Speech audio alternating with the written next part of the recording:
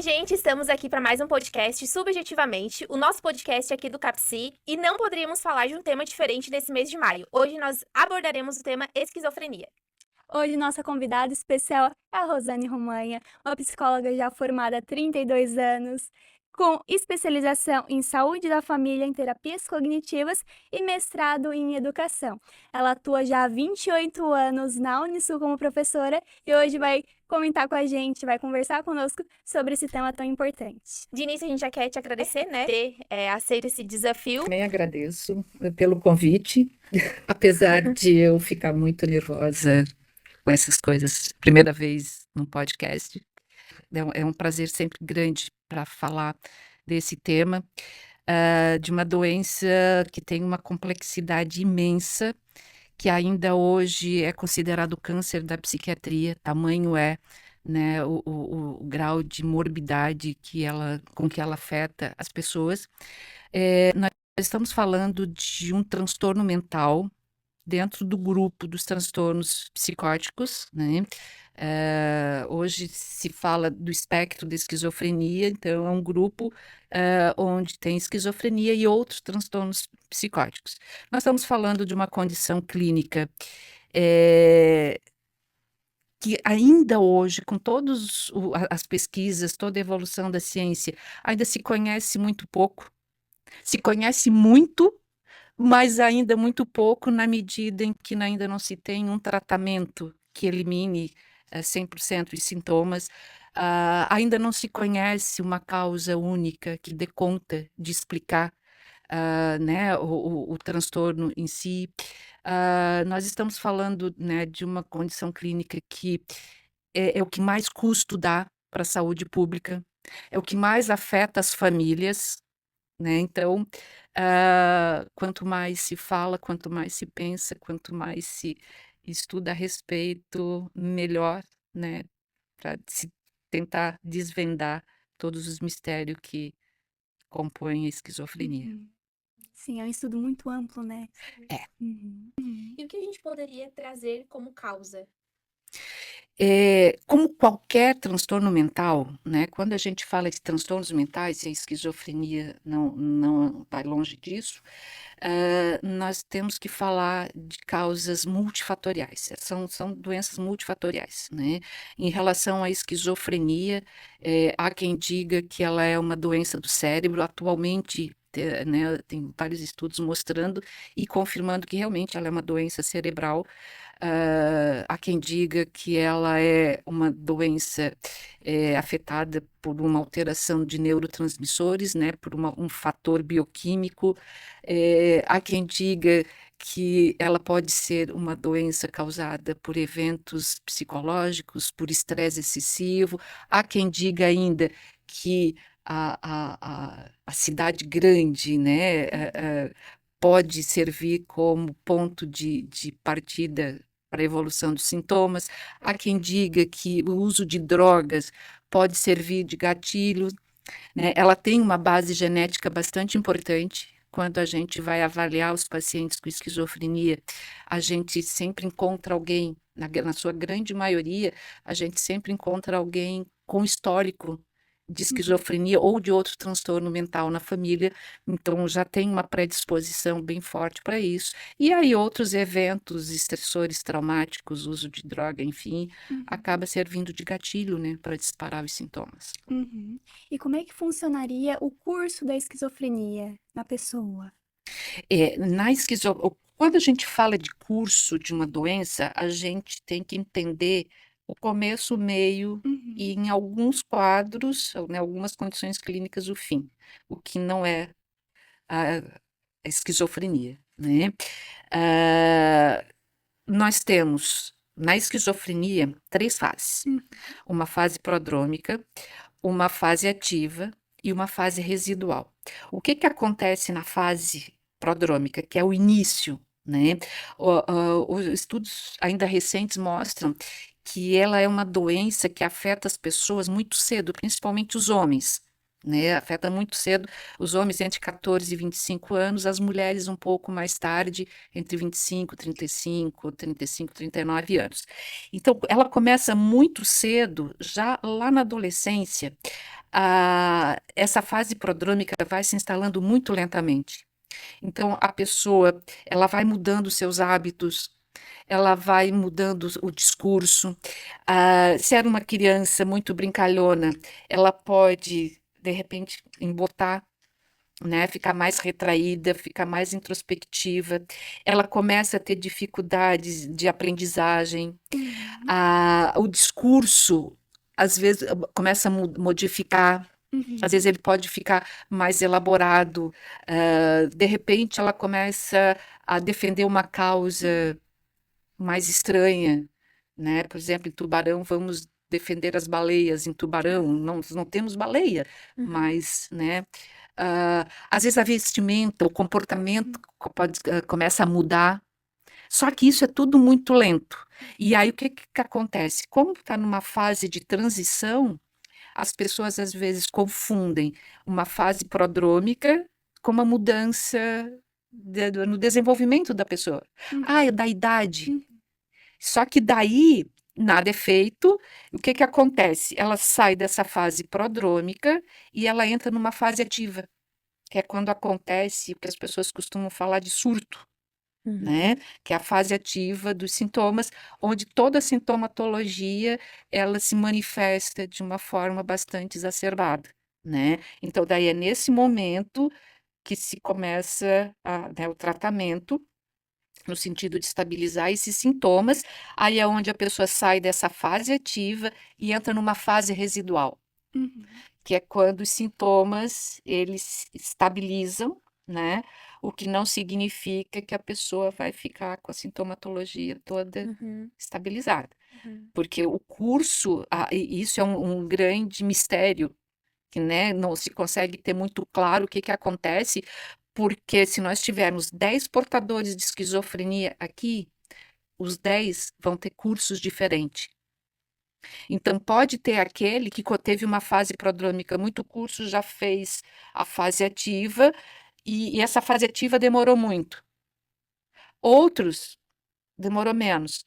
Aí faz a fase residual e leva um tempão. Às vezes pode ser que uma pessoa ela faça uma fase ativa só na vida, Uhum. né? Comumente falando, ela teve um surto só e seguiu Uhum. naquela fase residual, naquele, sabe, né, o sistema Aham. estabilizado. Mas pode ser que outra pessoa, ela faz a fase ativa, Uhum. estabiliza, de repente ela recai, de repente, né, estabiliza, de repente tem uma nova recaída, e a cada recaída ela vai perdendo funções, ela vai Aham. deteriorando o seu funcionamento, Uhum. né? Então, aí é o que a gente fala dela ter um curso regressivo, Uhum. Uhum. né? Mas pode ter aquela também que faz a fase ativa, fica nessa, não chega no mesmo nível de funcionamento, recai, volta para o mesmo Aham. e assim vai, Uhum. né? Uhum. Então, é um grande mistério, né? O que acontece, por que diferentes pessoas têm Uhum. cursos diferentes de esquizofrenia. Poderia trazer um caso clínico para a gente, como exemplo, e como é que se sucedeu o tratamento da esquizofrenia nesse exemplo, como normalmente é tratado, quais profissionais é importante a gente envolver nesse A tratamento? questão do tratamento é Uhum. extremamente importante. Assim, ó, houve uma época que não existia um tratamento específico para esquizofrenia, né?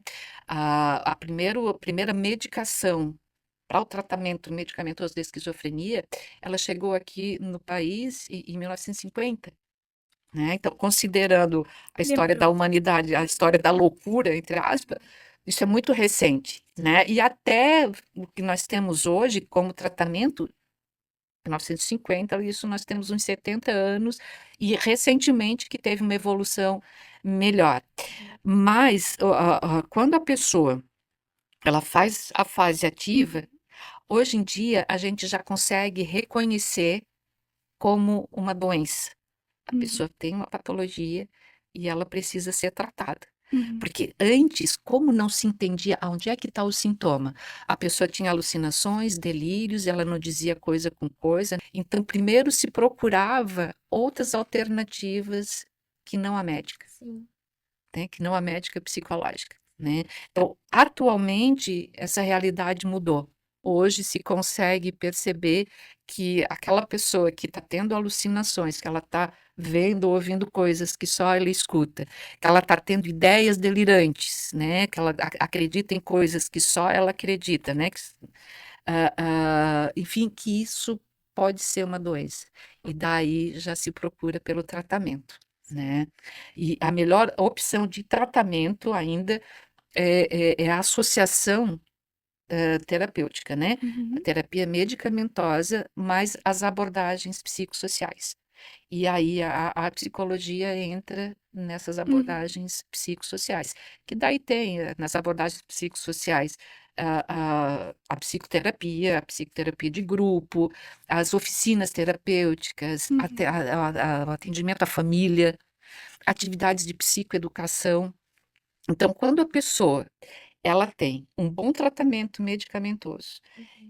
e boas alternativas psicossociais, no sentido de ter uma reabilitação psicossocial, reabilitação naquilo que ela perdeu com o transtorno e com a internação, a gente pode pensar num curso melhor, num Uhum. bom prognóstico, num Uhum. prognóstico melhor. Eu tenho várias histórias, mas eu estou lembrando aqui por exemplo, acho que até vocês já conheceram o Israel.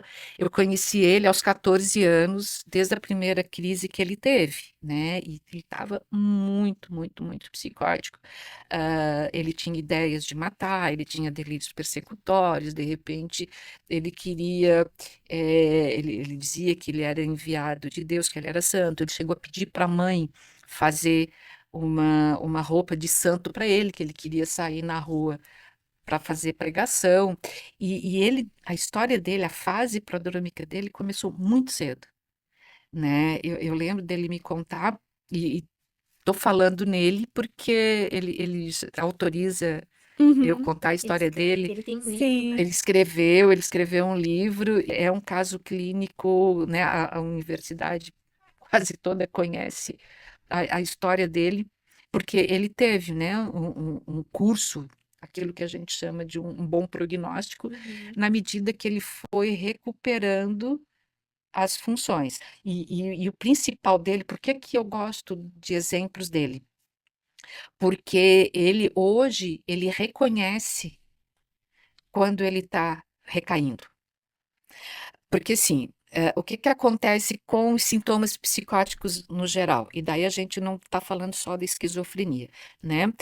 Ah, o que que é um sintoma psicótico, né? É todo aquele sintoma que faz com que a pessoa tenha uma perda do contato com a realidade. Então, a pessoa pode ter alucinações de todos quanto é tipo, né? Onde ela vai ouvir coisas que só ela escuta, ela vai ver coisas que só ela enxerga, ela vai sentir coisas na pele que só ela Sim. consegue descrever. Ela pode ter ideias falsas, ideias errôneas, que para ela são verdade. Uhum. Então, se ela, como ele acreditava que ele era santo e que tinha que pregar. Se Então, torna muita realidade, né? A pessoa, né? e para ele aquilo para a pessoa que está com sintoma psicótico, para ele é a verdade Sim. dele, né? Que é um grande erro da gente dizer, isso é da doença, isso é da tua cabeça. Para ele, né? Então, qual é a grande meta do tratamento, né? Dessa associação terapêutica, né? É fazer com que a pessoa entenda que aquilo que ele está vendo, aquilo que só ele está vendo, que só ele está ouvindo, aquelas ideias que para nós são falsas, mas para ele é verdadeira, que aquilo é sintoma. Uhum. Então, quando ele reconhece que aquilo é sintoma, o céu é o limite, né? Então, esse é um exemplo bem. Tivemos outros, poucos, mas tivemos outros exemplos, né, de a pessoa chegar neste nível de reconhecer, né, de ter, estou ouvindo coisas, Aham. né? Às vezes ele me liga e ele diz, ó, as vozes voltaram. Ai, Uhum. tô tendo aquelas ideias de novo. Uhum. né? Então, daí a gente aciona o médico, eles procuram o médico, daí ajusta a medicação, Uhum. né? E nessa fase é essencial que o próprio paciente ele queira se descobrir, ele queira entender o que está acontecendo, né? Ninguém Isso. muda nada senão ele mesmo. A psicologia tem uma grande parcela nesse movimento do paciente, porque o tratamento médico é medicamentoso, Uhum. e ainda bem que existe, né? Porque nós tínhamos até comentado outro dia, né, qual é a participação do psicólogo numa fase aguda, né, numa fase de ativa dos sintomas, num chamado surto. Uhum. Enquanto psicólogos, a gente pode fazer nada nesse momento. Uhum. Né? Não adianta a gente chamar, fale-me mais Sim. sobre isso, o que Sim. está passando pela tua mente, o que que isso quer, porque a gente não vai conseguir, Uhum. né? Então é nesse momento que a gente encaminha, por exemplo, se ele chegar primeiro para nós numa fase de surto, a gente encaminha, pede ao médico, tira, estabiliza o sintoma, aí a gente consegue trabalhar. E a grande meta nossa é justamente fazer com que o paciente entenda que aquilo que ele está sentindo, que aquelas coisas que estão acontecendo com ele são sintomas de uma doença que deve ser tratada, né? Perfeito. Professora, teve algo assim que quebrou o teu paradigma ao longo da tua experiência? Em relação à esquizofrenia, foi a primeira coisa que aconteceu, assim, eu quando estudava, eu sempre, a minha vida inteira foi voltada para a saúde mental, né? Uhum. Eu sempre, na faculdade, as minhas melhores notas eram psicopatologia, era saúde mental, eu sempre gostava, sempre. E eu acreditava, assim, eu queria justamente ser psicóloga para tratar paciente psicótico, porque eu achava que eu ia dar conta. Eu fui fazer estágio no antigo Rio Mãe, né? Era um hospital psiquiátrico. Eu fui fazer voluntário lá, fiquei um ano. Bastante Eu não, tempo. um ano. Eu não vi a hora de eu me formar para atender aquelas pessoas, assim. E aí eu me formei e eu fui trabalhar no serviço de saúde mental. Uhum. E como é E que foi? daí que eu vi que a psicologia sozinha não dá conta, né? Então esse foi o grande mito, se é Mito. que a gente pode falar mito, paradigma, enfim. Nessa área, né, nesse setor assim dos pacientes psicóticos, a gente pode fazer muito mais acompanhado. Nós precisamos do médico, nós precisamos da família, nós precisamos de um bom terapeuta ocupacional, nós precisamos às vezes do assistente social, porque a gente lida, né, a esquizofrenia, quando ela afeta a família como um todo, ela não atinge só a pessoa, porque assim, por exemplo, se a pessoa que está fazendo esquizofrenia, se a família toda trabalha, Sim. inclusive o paciente, Uhum. com a esquizofrenia, ele não vai conseguir voltar para o seu trabalho. Uhum. Se tu não tem uma equipe interdisciplinar, a Uhum. gente vai trabalhar, mas o resultado vai ser mais lento, mais dificultoso. E hoje, como que funciona o processo desse diagnóstico? Ainda que o psicólogo faça o diagnóstico, né, mas a gente vai precisar do médico para fazer também uma avaliação diagnóstica. O diagnóstico é baseado nos critérios de diagnóstico, né, principalmente os dois principais sistemas de classificação diagnóstica que são utilizados no mundo todo, que é hoje o DSM-5-TR e a CID-11. Então, o diagnóstico é feito baseado nos critérios diagnósticos desses dois sistemas. E leva um tempo médio, assim? Cada paciente é diferente nessa questão. É porque, por exemplo, a CID-11, eu vou falar pela CID-10, ela pede um mês de sintomas. Tá. Então, antes de um mês de sintoma, tu não pode dizer que o paciente tem esquizofrenia. Tá. O DSM-5, né, o Manual de Diagnóstico e Estatística dos Transtornos Mentais, que está agora na 5ª edição, pede 6 meses, pelo menos, de sintomas. Então, existe uma sintomatologia, existem características clínicas, mas tem um critério que pede que, nesse tempo, o paciente tenha pelo menos 6 meses de sintoma. Enquanto isso, se lida com um sintoma provisório, né? Daí se fala de uma hipótese diagnóstica. Por que que precisa isso? Falei para vocês ainda há pouco do grupo dos transtornos psicóticos. Tem outros transtornos psicóticos que têm características clínicas idênticas da esquizofrenia, mas que não vai fechar diagnóstico para esquizofrenia, porque o tempo é muito curto. Por exemplo, transtorno psicótico breve, a duração de aquilo que eu falei do curso, né, de uma fase prodrômica ativa e residual, ela vai durar de um dia a um mês. Deu um mês, claro, a gente sempre lida um pouco mais, um pouco menos, mas os sintomas vão desaparecer. Então não era esquizofrenia. Um outro transtorno deste grupo, o transtorno esquizofreniforme. A sintomatologia, a mesma da esquizofrenia. Tu olha o paciente, tá com esquizofrenia. Aham. Só que daí a duração do sintoma vai de 1 mês a 6 meses. Uhum. Também um pouco mais, um pouco menos, Uhum. né? E existe remissão dos sintomas. Uhum. Se for esquizofrenia, ele vai dar esses 6 meses e os sintomas vão continuar. Porque a esquizofrenia é uma doença que vai durar ao longo da vida, Uhum. né? Se a gente for falar de cura, né? Que também é um termo que a gente, em psicopatologia, em saúde mental, a gente evita muito de usar, Uhum. né? Se pergunta muito, né? Depressão tem cura? Sim, uma pessoa pode tratar Uhum. depressão, ficar bem e nunca mais ter. Mas a gente não sabe a vida dela, como vai estar lá na frente, ela pode ter Sim. depressão de novo. Então não curou, É. né? Enfim, Uhum. os outros transtornos todos. Mas em se tratando de esquizofrenia, uma vez com esquizofrenia, Uhum. sempre com esquizofrenia. E é uma doença biopsicossocial, né? Como você comentou anteriormente, o ambiente influencia, o Uhum. uso de drogas muitas vezes, tudo ao redor da pessoa pode desencadear essa doença, né? Isso influencia, de certa forma, no diagnóstico ou no tratamento? A forma como foi desencadeado, descobrir como foi desencadeado ou não Não, o que interferiria? facilita, porque assim, é que tu não tem como medir exatamente, né? Uhum. Mas, por exemplo, se a pessoa fez a crise psicótica, né? Fez a fase ativa da doença após um evento traumático. Uhum. Se tu restabelece o evento traumático, né, o prognóstico fica melhor, Ah, tá. né? Eu tive caso, o que aconteceu?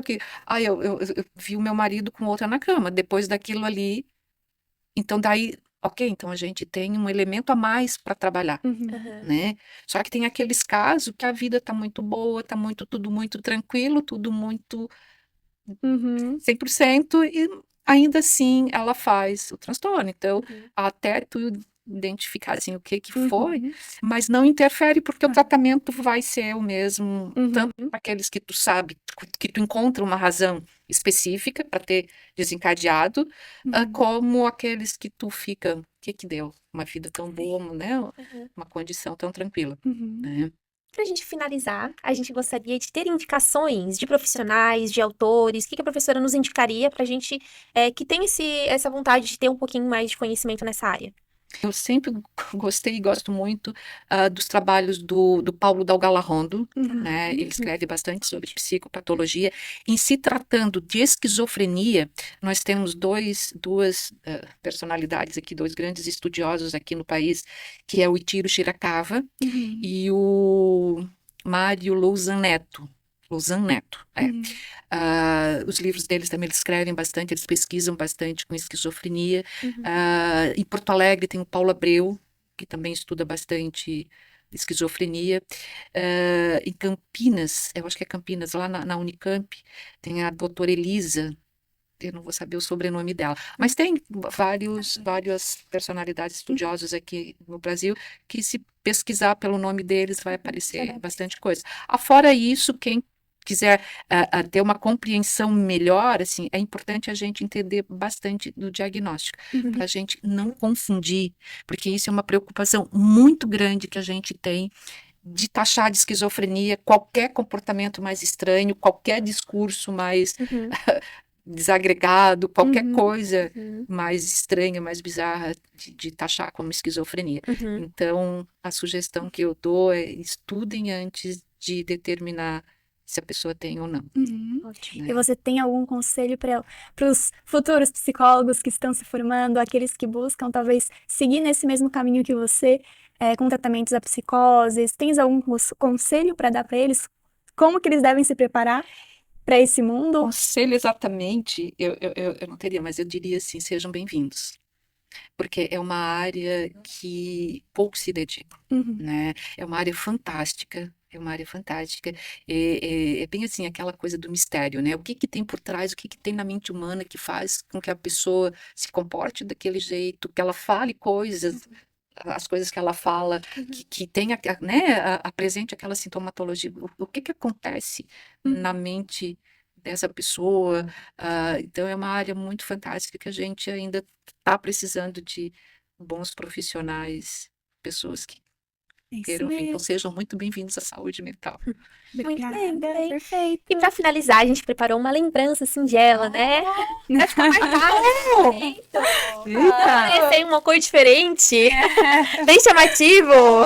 Ai, bom, muito obrigada. Ai, que linda! A gente que te agradece por ter, né, Imagina. dado um pouquinho, né, ofertado do teu tempo também, além das aulas, né, que a gente tem bastante conhecimento vindo de ti. Muito obrigada por todo o conhecimento passado, né, não só pela parte teórica, mas traz muito da tua parte prática, né, de toda a experiência, e isso também nos ensina bastante, né, e nos prepara também muito. Eu agradeço muito vocês, né? Tu me falou, né? Eu estava comentando, eu não gosto disso, eu não gosto de participar em rádio, fazer entrevista, eu não gosto, não gosto. Ela veio aqui dar um show Podendo, pra eu nós. fui.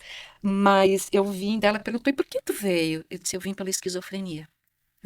Porque eu tenho tanto amor por essa gente que quando eu vejo alguém falando, além das minhas aulas, falando nesse tema, trazendo esse tema, né? Alguém que está lendo sobre isso, que está estudando, isso me dá um conforto tão grande no Sim. coração que vocês não têm noção. Lindo. Então, eu que agradeço vocês por abordarem esse tema e a gente conseguir falar um pouquinho além da sala de aula sobre essas pessoas. Ótimo. Muito obrigada pela sua participação, por todo o seu conhecimento passado para nós, pelo seu profissionalismo. Sim. Te admiramos e quem Sim. sabe, né, um dia nos tornamos algo parecido próximo ali da Sim. Rosane, Romanha. A gente vai ter que, ó, Melhor. Nossa inspiração. Vocês vão ser melhor. vamos falar. Muito bem, não poderia ser uma pessoa diferente, né? A nossa convidada não poderia ser outra. Isso mesmo. Muito obrigada. Obrigada. Muito obrigada. Agradeço. Muito obrigada a você também. Tchau, tchau e até o próximo podcast.